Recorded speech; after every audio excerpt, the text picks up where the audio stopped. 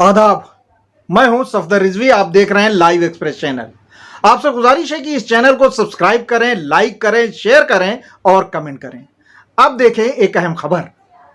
जी हां, मौलाना कल्बे जवाद और वक्फ बोर्ड के चेयरमैन अली जैदी के करीबियों ने सुल्तानपुर के मोहम्मद हारून के साथ बहुत बड़ा फ्रॉड किया है और बाराबंकी के रहने वाले ये लोग पिछले कई साल से फरारी काट रहे हैं और मौलाना कल्बे जवाद का घर उनका पनाहगाह बना हुआ है, ऐसा मानना है मोहम्मद हारून का, जो पीड़ित है। 420 करने वाले इन दोनों भाइयों का नाम है रिजवान मुस्तफा और रेहान मुस्तफा। रिजवान मुस्तफा अपने को पत्रकार बताता है, जबकि वो मशीन का हेल्पर है। उनके साथ क्या वाकया हुआ वो स्वयं बताएंगे, लेकिन इतना बताता चलूं कि इन दोनों भाइयों ने, जो मौलाना जवाद के करीबी हैं, उन्होंने उन्हें नकली मशीनें बेची और उन्हें ही नहीं बल्कि बहुत से लोगों के साथ इन दोनों भाइयों ने फ्रॉड किया है। उपभोक्ता फोरम ने इनके खिलाफ निर्णय कर दिया है, अगर इन्होंने पैसा नियत समय पर नहीं जमा कराया तो इन्हें जेल की सलाखों के पीछे जाना पड़ेगा। इन लोगों ने न सिर्फ इनके साथ फ्रॉड किया है, बल्कि बाराबंकी में वक्फ की प्रॉपर्टी पर भी कब्जा जमा रखा है। हम जानना चाहेंगे मोहम्मद हारून साहब से कि आपके साथ क्या फ्रॉड हुआ है, वो जरा बताएं। जी हारून साहब। ये लोग जाम पिंटोग्राफिक नाम से एक व्यापार शुरू किए थे, ऑफसेट मशीनों के सप्लाई का। छपाई की मशीनें होती थी, वो जो है इन्होंने एक फर्म बना करके लखनऊ में, जो है क्या कहते हैं, बाराबंकी में मुस्तफा ब्रदर्स के नाम से था, लखनऊ में जाम पिंटोग्राफिक के नाम से था। जाम पिंटोग्राफिक के लेटर पैड पर इन्होंने हमको मशीन सप्लाई किया था, ऑफसेट मशीन।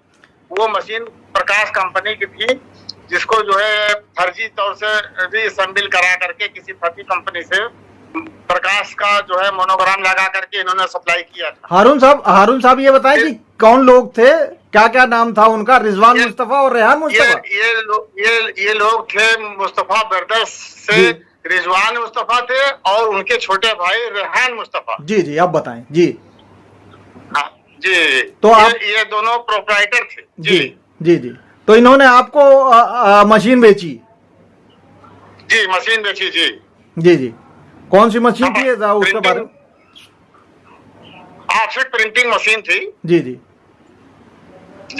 कितने लाख में बेची आपको? डुप्लीकेट थी। अच्छा, जो आपको मशीन बेची गई वो डुप्लीकेट मशीन दी गई? जी डुप्लीकेट मशीन। तो आपको कैसे पता चला कि इन दोनों ने आपके साथ फ्रॉड किया है या डुप्लीकेट मशीन दी है? जब मशीन इन्होंने सप्लाई किया 2-3 महीने के बाद, 4 महीने के बाद, तो जब उसका डेमोन्स्ट्रेशन होने लगा तब पता चला कि मशीन ही सही है ही नहीं है, मशीन ही नहीं छपाई कर रही है। तमाम उस पार्ट्स मौजूद नहीं थे, तमाम प्रोजेक्ट उसके अंदर नहीं मौजूद थे। ऑफसेट मशीन होती है, ऑफसेट मशीन में तमाम तरीके के जो फंक्शंस होते हैं वो काम ही नहीं कर रही थी, जो है। तो इनको इत्तला किया गया इस बारे में। कुछ दिन तो इन्होंने रिस्पांस दिया मोबाइल फोन से, मतलब फोन के जरिए कि हाँ हम कारीगर भेज रहे हैं, बना देगा, तो ऐसा है तो ऐसा है। अपने टालते रहे थक हार करके जो है फिर इनके खिलाफ हमको मुकदमा करना पड़ा 1 साल के अंदर। ये किस सन की बात है हारून साहब? ये सन 2001 की बात है। जी तो आपने सन 2001 जी, जब आप थक हार गए इनके रवैये से, इनकी बेईमानी से, इनके 420 से और फ्रॉड से, तो फिर आपने कहा, फिर आप कहाँ गए? कोर्ट गए? हाँ, हमने माननीय न्यायालय जिला उपभोक्ता आयोग में मुकदमा दायर किया इन लोगों के खिलाफ। अच्छा, इससे पहले आपने प्रकाश ऑफसेट को भी, प्रकाश जहाँ मशीन बनती थी वहां भी कांटेक्ट किया? हाँ, उनको भी पार्टी बनाया था, तो उनके तरफ से जवाब आ गया मुकदमे में कि हमारे ना तो एजेंट हैं और ना हमने मशीन सप्लाई किया है। उनके इंजीनियर्स और वकील वगैरह हमारे प्रेस पर आए थे और उन्होंने देख करके बाकायदा उसकी फोटोग्राफी वगैरह किया और उसको जो है उन्होंने बताया, कहा कि ये हमारे मोनोग्राम का जो है फ्रॉड करके ये इस्तेमाल कर रहे हैं, जिसके लिए हमने फरीदाबाद की कोर्ट में एक मुकदमा इनके खिलाफ कर रखा है। 1/2005 उसका नंबर है, फरीदाबाद के कोर्ट के। अच्छा, ये प्रकाश ऑफसेट कंपनी बराब जो है क्या कहते हैं जाम पिंटो ग्राफिक मुस्तफा ब्रदर्स जी के नाम से। तो क्या फिर उसके बाद उनके मुकदमे में क्या हुआ और आपकी कार्रवाई पे क्या हुआ, वो भी जरा बताएं। उनके मुकदमे में नियर अबाउट उनका 2 से 2.5 करोड़ रुपए का जो है क्या कहते हैं उनकी डिग्री रखी हुई है जी जी, वो भी वसूली के लिए परेशान है। हम भी जो है मुकदमे में हमारे सन 2010 में डिग्री हुई है हमारे मुकदमे में।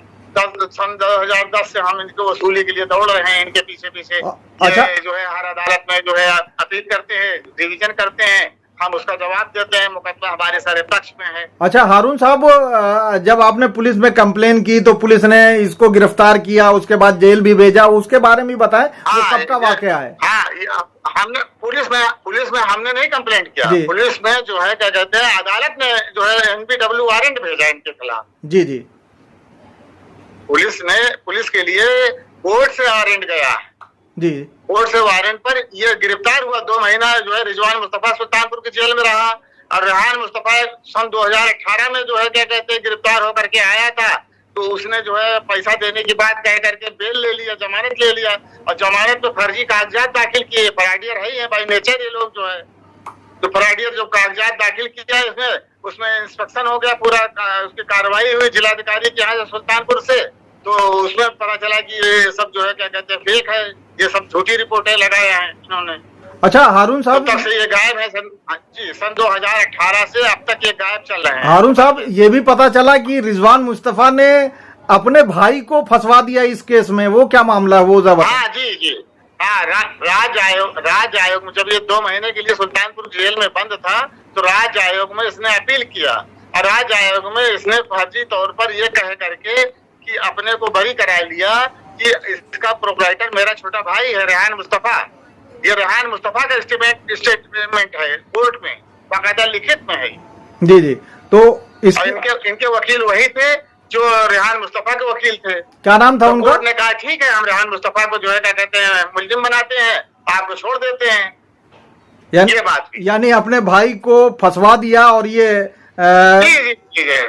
छोटे बड़े शैतान ने छोटे शैतान को फंसा दिया, ये हुआ।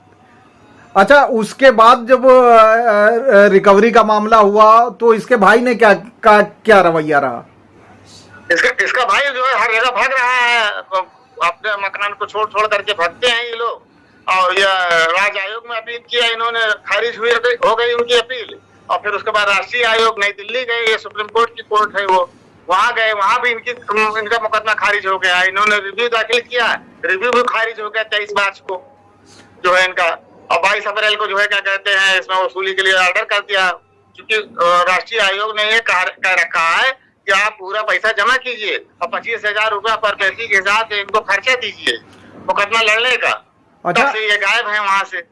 हारून साहब, ये सब गायब तो ही हैं, वहां से भागे हुए हैं, लेकिन इतने लंबे अरसे में आपको तो बहुत कारोबार के हिसाब से अगर देखा जाए तो आपको बहुत पीछे छोड़ दिया, बहुत नुकसान किया। बहुत जबरदस्त नुकसान हुआ। ये लोग फ्रॉडियर किस्म के आदमी हैं, अब पुलिस के हत्थे चढ़ेंगे। ये पत्रकारिता से अपने को जोड़े हुए हैं, कभी आज तक में, कभी कहा, कभी किसी चैनल में, कभी किसी चैनल में डंडी लेकर के घूमते रहते हैं ये लोग। नहीं, पुलिस थोड़ा सा घबराती है इन लोगों से कि ये लोग जो है पुलिस के खिलाफ रिपोर्टिंग करना शुरू कर देते हैं। इसके बारे में तो इसके खिलाफ एसपी के खिलाफ जब रिपोर्टिंग करते हैं तब एसपी इनका वारंट ही ढूंढने लगता है, इनके खिलाफ कितने मुकदमे हैं। तब एसपी हम लोगों से संपर्क करना शुरू करता है, तो हम लोग जो है क्या कहते हैं फिर अवेलेबल कराते हैं इनको वारंट, तब वो गिरफ्तारी की प्रक्रिया चालू करते हैं। अच्छा, रिजवान मुस्तफा के बारे में तो ये पता चला था कि ये मशीन का हेल्पर था, इसको कुछ पत्रकारिता तो आती नहीं है, हेल्पर ही करता था। नहीं, सब फ्रॉडियर ही है भाई। इन लोगों का काम व्यापारियों को धोखा देना, कंपनियों को धोखा दे करके 2-2.5 करोड़ रुपए की कंपनी का गबन किया है इसने। प्रकाश ऑफसेट कंपनी का 2-2.5 करोड़ रुपए से ज्यादा का है, और आज 10-15 साल हो गया। अच्छा, ये भी मुझे पता चला है कि मौलाना कल्बे जवाद इसको बचाते रहे हैं, क्या आपको भी इसके बारे में जानकारी? मौलाना कल्बे जवाद ने वकील भेजा था सुल्तानपुर चंद्रा को, जी। माननीय हाईकोर्ट के जो है क्या कहते हैं वकील है, बहुत मतलब नामी वकील है वो पुनीत चंद्रा साहब। जब वो हमसे उनकी मुलाकात हुई तो हमने उनको उन्होंने हमारी सारी फाइल देखी, सारे फैक्ट देखे, तो कोर्ट से खुद उन्होंने मतलब डिनाई कर दिया कि हम इस केस में बहस नहीं करेंगे। ये जो है क्या कहते हैं फराडियर किस्म का आदमी है, हमको धोखे में रखा है इसने। पुनीत चंद्रा साहब हाईकोर्ट लखनऊ के वकील हैं, बहुत जाने माने, बहुत नामी वकील हैं, यानी वकील हैं। मौलाना कल्बे जवाद भी हाथ पैर मार रहे हैं इसको बचाने के लिए। जी जी जी, मौलाना कल्बे जवाद साहब भी हाथ पैर मार रहे हैं, लेकिन इंशाअल्लाह ताला उनको कामयाबी नहीं मिलेगी। वो भाई आलिम दीन है, वो अपना काम करे, और जो है हम लोग तो दुनियावी आदमी हैं, दुनियावी तरीके से हम लोग इनसे निपट रहे हैं। सपोर्ट करें। ये लोग अपने माँ बाप के नहीं है, अब आप जान लीजिए जिनसे पैदा है। इन्होंने एक मुबीन फातिमा का गारंटी लगाई थी union bank of India MG road Lucknow पे, 17 लाख रुपए वहां पर सन 2015 में बाकी, और उनका मकान नीलाम हो गया, मुबीन फातिमा जी का। जी जी, जिनको अपनी खाला बताते थे ये। अच्छा, खाला को भी धोखा दिया इसने। Union bank of India Lucknow से फाइनेंस है ये, जाम पिंटो ग्राफिक्स, जिसके प्रोपराइटर वहां भी रिजवान मुस्तफा है। रिजवान मुस्तफा उसमें गारंटर है। रिजवान मुस्तफा, मुबीन फातिमा नाम है उनका। जी, अच्छा, मोहतरमा का। जी जी, अच्छा, इसका मतलब आपको ये भी जानकारी होगी कि इसने वक्फ की जगह पे जो कब्जा कर रखा है, जिसके खिलाफ जो है वक्फ बोर्ड ने नोटिस भी प्रकाशित कर दिया था अखबार में कार्रवाई के लिए, लेकिन अब वो अली जैदी के पीछे लगा हुआ है ताकि वहां पे कार्रवाई ना हो। हाँ जी जी, अब जब इनके पीछे पड़े हैं तो सब जाहिर सी बात है, इनके पूरे रिकॉर्ड हमको खंगालने हैं। गांव देहात के सारे रिकॉर्ड इनके सब खंगालवाए जा रहे हैं, सब देखे जा रहे हैं इनको। अभी हारून साहब, अभी जो आपके पक्ष में ऑर्डर आया है जिसकी चर्चा हो रही है, वो ऑर्डर क्या है? और आदेश ये हुआ है कि पूरा पैसा डिजिटल अमाउंट यानी करीब करीब 17 लाख रुपए बनेगा, ये पूरा विद इंटरेस्ट जमा करें कोर्ट में, और प्लस जो है 25,000 रुपया पर बेसी के हिसाब से राष्ट्रीय आयोग वाला पैसा जमा करें, तब इनके केस की आगे सुनवाई होगी। तो उसको फिक्स डिपॉजिट करने के लिए उसको कोर्ट ने फिक्स डिपॉजिट करने के लिए ऑर्डर कर दिया। ये कब तक करना है? अगर नहीं करेगा तो फिर इसका अंजाम क्या दोनों भाइयों को भुगतना पड़ेगा? हाँ, वो कोर्ट ने लिख दिया है ऑर्डर में अपने, इसका अंजाम ये भुगतने के लिए तैयार रहे। यानी कोर्ट ने लिख दिया, जेल की सलाखों के पीछे ही इनकी जगह होगी और पैसा अलग देना पड़ेगा। बिल्कुल बिल्कुल बिल्कुल, इंशाअल्लाह ताला ये जेल जाएंगे, पैसा नहीं देंगे तो जेल जाएंगे इंशाअल्लाह ताला। कोशिश में लगे हुए हैं, एसपी बाराबंकी से कांटेक्ट करने की कोशिश की जा रही है। कोतवाल वहां के बदल गए हैं, कोतवाल तो बहुत जो पहले वाले थे वो इनकी हरकतों से वाकिफ थे, अब नए कोतवाल आए हुए हैं, अब थोड़ा सा अभी हम लोगों से उनसे राब्ता नहीं हो पा रहा है, कोशिश में लगे हुए हैं इंशाअल्लाह ताला जो है।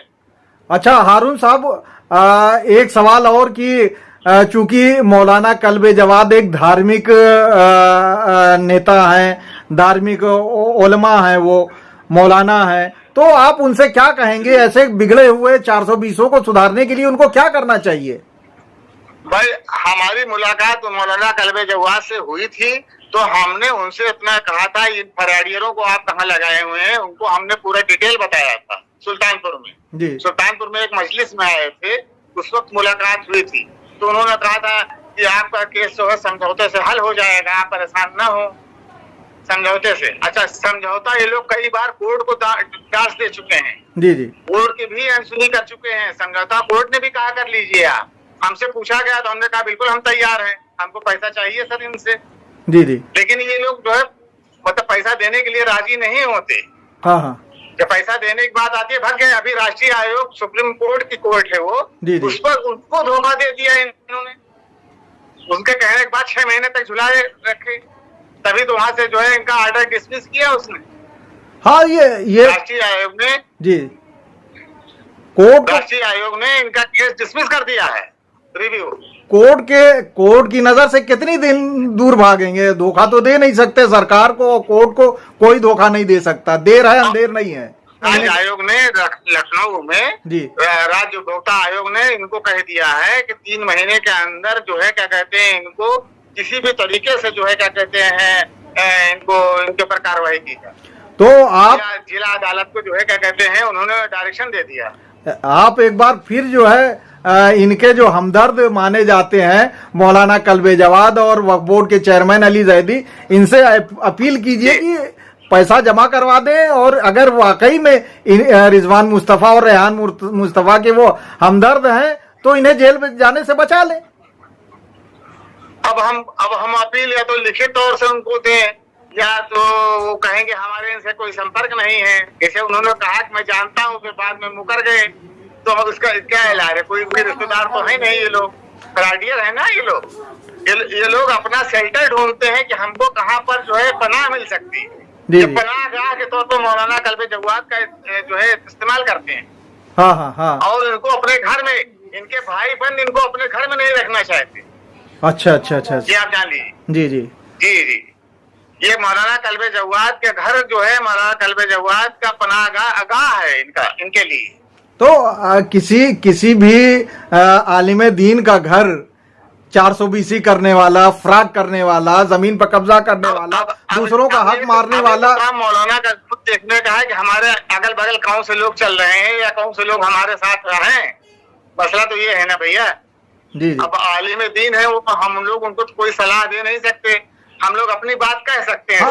मैं आप ही के चैनल के माध्यम से मैं कह रहा हूँ, मौलाना कल्बे जवाद साहब हमारे हालात पर तरस खाएं और इन जालिमों से हमको जो है निजात दिलाएं। ये ऐसे फ्रॉडियर जालिम किस्म के आदमी हैं कि इनको अपने यहाँ पनाह न दें, और अगर पनाह दे रहे हैं तो इनको समझाएं इस बात के लिए कि सुल्तानपुर का पैसा हारून का ये पहुंचावें कोर्ट में, और नहीं तो इंशाल्लाह ताला जो है क्या कहते हैं गिरफ्तारी होगी तो उसके बाद अब जो जेल में इनकी कार्रवाई होगी तो इंशाल्लाह ताला होबे करेगी वो तो। Please subscribe, like, share and comment this channel.